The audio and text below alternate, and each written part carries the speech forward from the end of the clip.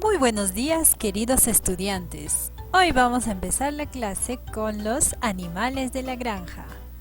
Farm Animals. ¿Reconociste ese sonido?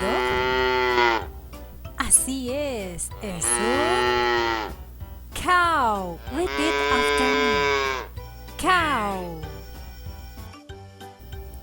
Muy bien, probemos con otro.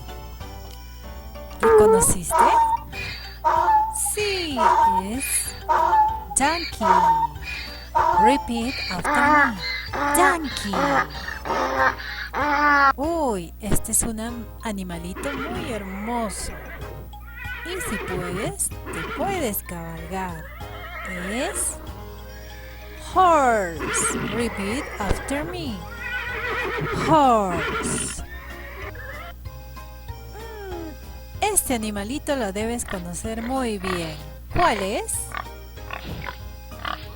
Pig. Exacto. Pig. Repeat after me. Este animalito lo puedes tener en casita. A ver cuál es. Exacto. Hen. Repeat after me. Hen. Este animalito nos despierta todas las mañanas. ¿Cuál es? Sí. ¿Cuál es? Rooster. Muy bien. Uy, es un hermoso animalito. ¿Cuál es? Cat. Repeat after me. Cat.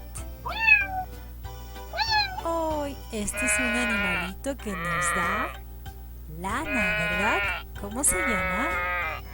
Sheep. Repeat. Sheep. A este animalito le gusta mucho el agua. ¿Cómo se llama? Duck. Repeat. Duck. Este animalito cuida la casa cuando no estamos. Dog. Repeat. Dog. Y por último, este animalito es muy tierno. ¿Lo reconociste?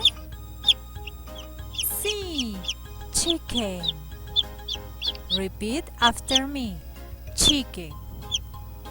Muy bien, queridos alumnos. Eso ha sido todo por hoy. Nos vemos en la siguiente clase.